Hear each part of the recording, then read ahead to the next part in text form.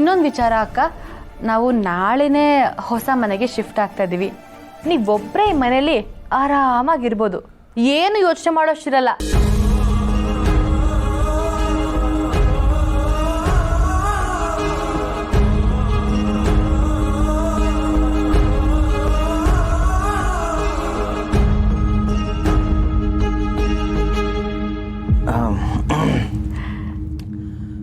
ಅಪ್ಪ,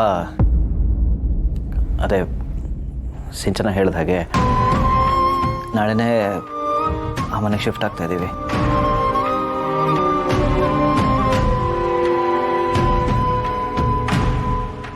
ಆಗ್ಲಪ್ಪ, ಪ್ರತಿಯೊಬ್ಬರ ಜೀವನದಲ್ಲೂ ಸ್ವಂತ ಮನೆ ಮಾಡ್ಕೋಬೇಕು ಅನ್ನೋದು ಕನಸಾಗಿರುತ್ತೆ.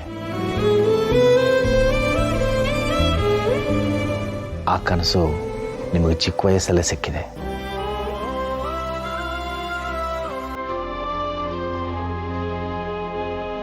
ಸಂತೋಷವಾಗಿ ಸಿಂಚನ, ಈ ಮನೆಗೂ ಹೋಗಿ ಬಂದು ಮಾಡ್ತಾ ಇರಮ್ಮ.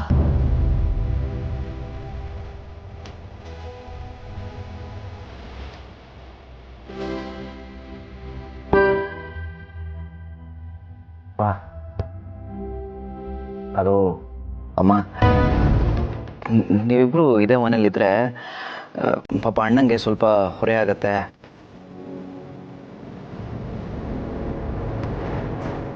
ನಾನು ನಿಮ್ಮ ಮಗನೇ ಅಲ್ವಾ, ನನ್ನ ಮೇಲೆ ಸ್ವಲ್ಪ ಬರ್ಡನ್ ಇರಲಿ, ಜವಾಬ್ದಾರಿ ಬರಲಿ. ಅಮ್ಮನ್ನ ನಾನು ಕರ್ಕೊಂಡು ಹೋಗ್ತೀನಿ, ನೀವಿಲ್ಲೇ ಇರಿ, ಅಣ್ಣ ನಿಮ್ಮನ್ನು ನೋಡ್ಕೋತಾನೆ.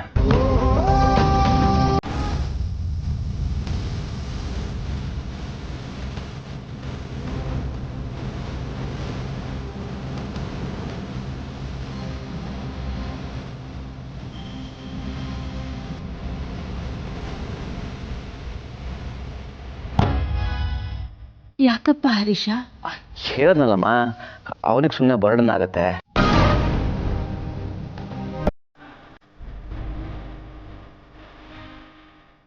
ಅದಕ್ಕೆ ಅಲ್ಲ, ನೀನು ಅಲ್ಲಿಗೆ ಬಂದಮೇಲೆ ಆವಾಗ ಬಂದು ಅಪ್ಪನ ನೋಡ್ಕೊಂಡು ಹೋಗ್ತಿರ್ಬೋದು, ಸಮಸ್ಯೆ ಇಲ್ಲ. ಅಲ್ಲಿ ಚೆನ್ನಾಗಿರೋ ಹಾಸ್ಪಿಟ್ಲು ಇದೆ.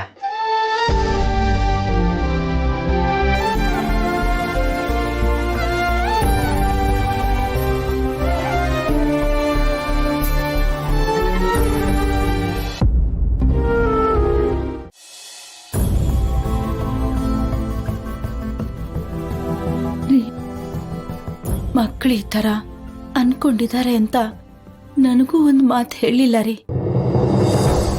ಅವ್ರು ಏನು ಮಾಡಿದ್ರು ಯೋಚನೆ ಮಾಡಿನೇ ನಿರ್ಧಾರ ಮಾಡಿರ್ತಾರೆ. ಮೊದಲೇ ಸಿಂಚನಾಗೆ ಅಡುಗೆ ಮಾಡಕ್ ಬರಲ್ಲ, ಮನೆ ಅಚ್ಚುಕಟ್ಟಾಗಿ ಇಟ್ಕೊಳ್ಳೋಕ್ಕೂ ಗೊತ್ತಿಲ್ಲ. ನಾನು ಅಲ್ಲಿಗೆ ಹೋಗೋದ್ರಿಂದ ಹರೀಶನ್ಗೆ ಊಟ ತಿಂಡಿ ವ್ಯವಸ್ಥೆನೂ ಆಗತ್ತೆ, ಮನೆ ನೋಡ್ಕೊಂಡ ಹಾಗೂ ಆಗತ್ತೆ. ನನ್ನಿಂದ ಅವ್ರಿಗೆ ಸಹಾಯ ಆಗತ್ತೆ ಅಲ್ವೇನ್ರಿ? ಸರಿ ಲಕ್ಷ್ಮಿ, ಇದೆಲ್ಲ ನನ್ನ ಕಣ್ಣು ಮುಂದೆ ನಡೀತಿದ್ರು ನನಗೇನು ಮಾಡ್ಬೇಕಂತಾನೆ ಗೊತ್ತಾಗ್ತಿಲ್ಲ ಲಕ್ಷ್ಮಿ. ನಮ್ಮ ಮಕ್ಕಳು ತುಂಬಾ ಬೆಳೆದು ಬಿಟ್ಟಿದ್ದಾರೆ.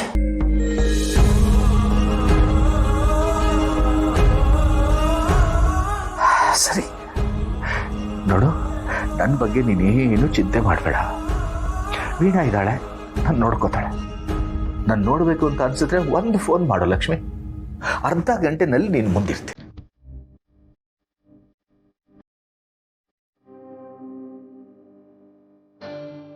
ಸರಿ ರೀ.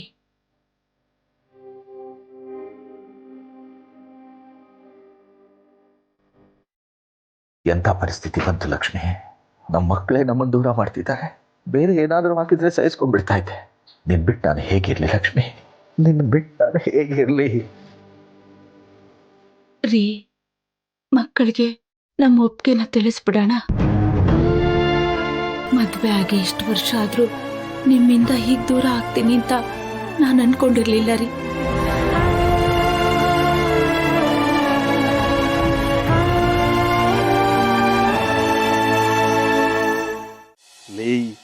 ಒಡ್ಡೇಕ್ಲ ನಿಮ್ಗೆ ಏನ್ರಲ್ಲ ಬಂದಿದ್ದದು? ಬೆಳಗಾಯ್ತಿದ್ದಂಗೆ ಹಣ ಎಣ್ಣೆ ಹೊಡಿಯಕ್ಕೆ ಕಾಸು ಕೊಡು, ಪಾರ್ಟಿ ಮಾಡಕ್ಕೆ ಕಾಸು ಕೊಡು. ಇದೇ ಆಗೋಯ್ತು ಬುಡ್ಡೆ ಇಕ್ಲ. ಒಂದು ಕೆಲಸ ಮಾಡ್ಲಾ, ಆ ನಮ್ಮ ಪಾರ್ಟಿ ಲೀಡ್ರು ಪುಟ್ಟೆಗೌಡಂಗೆ ಹೇಳ್ತೀನಿ, ಇಸ್ಕೊಳ್ಳ. ಆಯ್ತು, ಸರಿ ಸರಿ. ಭಾವ ಭೌರವ, ಭಾವ ನಿಮ್ಮ ಹತ್ರ ಸ್ವಲ್ಪ ಮಾತಾಡ್ಬೇಕಿತ್ತು. ಅದೇನು ಹೇಳವ? ಅದು ನಾನು ಸಿದ್ದು ಅವ್ರನ್ನ ಒಂದು ಸ್ವಲ್ಪ ಹೊತ್ತು ಹೊರಗಡೆ ಕರ್ಕೊಂಡು ಹೋಗೋಣ ಅಂತ ಅನ್ಕೊಂಡಿದ್ದೀನಿ. ಇದೇನಿದು, ಇಷ್ಟು ದಿನ ಇವ್ರನ್ನ ಸಿದ್ದುನೇ ಆಚೆ ಕರ್ಕ ಹೋಯ್ತಿದ್ದ, ಇವತ್ತು ಇವರೇ ಸಿದ್ದುನ ಆಚೆ ಕರ್ಕ ಹೋಗ್ಬೇಕು ಅಂತವ್ರಲ್ಲ. ಹೋಗ್ಬೇಕು ಅಂದ್ರೆ ಇವರೇ ಹೋಗ್ಬೋದಲ್ಲ, ನನ್ನನ್ನು ಕೇಳೋದ್ರಲ್ಲಿ ಏನಿದದು? ಭಾವ ಇದ್ರಲ್ಲಿ ಏನೋ ವಿಶೇಷ ಇದ್ದದು, ಕರ್ಕೊಂಡು ಹೋಗಿ. ಅಲ್ಲ ಭಾವ, ಅದು ನಾವೇನಾದ್ರೂ ಹೊರಗಡೆ ಹೋದ್ರೆ ಅತ್ತೆ ತುಂಬಾ ಕೋಪ ಮಾಡ್ಕೋತಾರೆ. ಮೊದಲೇ ಸಿದ್ದು ಅವ್ರ ಮೇಲೆ ಅತ್ತೆಗೆ ಸ್ವಲ್ಪ ಮುನ್ಸಿದೆ. ಅದು ಅಲ್ಲದೆ ನನ್ನಿಂದ ಆ ಮುನ್ಸು ಸಿಟ್ಟು ಜಾಸ್ತಿ ಆಗೋದು ನನಗಿಷ್ಟ ಇಲ್ಲ. ಅಷ್ಟೇ ತಾನೆಯಾ, ನೀವು ಆರಾಮಾಗಿ ಕರ್ಕೊಂಡು ಹೋಗಿ ಬನ್ನಿ, ನಾನು ಅವ್ವಂಗೆ ಹೇಳ್ಕೊತೀನಿ. ಬೇಡ ಭಾವ, ಅದು ಅಮ್ಮ ಮಗ ಮಧ್ಯೆ ಇರೋ ಮುನ್ಸು ಆದಷ್ಟು ಬೇಗ ಅವ್ರು ಮರ್ತು ಚೆನ್ನಾಗಿರ್ಬೇಕು ಅನ್ನೋದೇ ನನ್ನ ಆಸೆ. ಅದಕ್ಕೆ ಅತ್ತೆಗೆ ಹೇಳಿ ಒಪ್ಸಿನೇ ಕರ್ಕೊಂಡು ಹೋಗೋಣ ಅಂತ ಅನ್ಕೊಂಡಿದ್ದೀನಿ. ಒಳ್ಳೆ ಯೋಚನೆ ಕಣವ, ಇದು ಒಂಥರ ಚಂದಾಗಿ ಅದೇ. ಈಗ ನಾನು ಏನ್ ಮಾಡ್ಬೇಕು ಅಂದಿರಿ? ಅತ್ತೆ ಹತ್ರ ಮಾತಾಡಕ್ಕೆ ನನಗೆ ಸ್ವಲ್ಪ ಭಯ ಆಗ್ತಿದೆ. ನೀವೇನಾದ್ರೂ ಸಹಾಯ ಮಾಡ್ಬೋದಾ ಭಾವ? ಈಗ ಏನು, ನೀವು ಸಿದ್ದೇಗೌಡನ ಆಚೆ ಕರ್ಕೊಂಡು ಹೋಗಕ್ಕೆ ಅವನ್ನ ಒಪ್ಪಿಸ್ಬೇಕು, ಅಷ್ಟೇ ತಾನೆಯಾ? ಒಂದ್ ಕೆಲಸ ಮಾಡಿ, ನಾನು ಹೆಂಗ್ ಹೇಳ್ಕೊಡ್ತೀನೋ ಹಂಗೆ ಅವಂತವ್ ಹೇಳಿ, ಅವು ಒಪ್ಪಿದಳೆ ಕರ್ಕೊಂಡು ಹೋಗಿ ಬರೆಯೋರಂತೆ.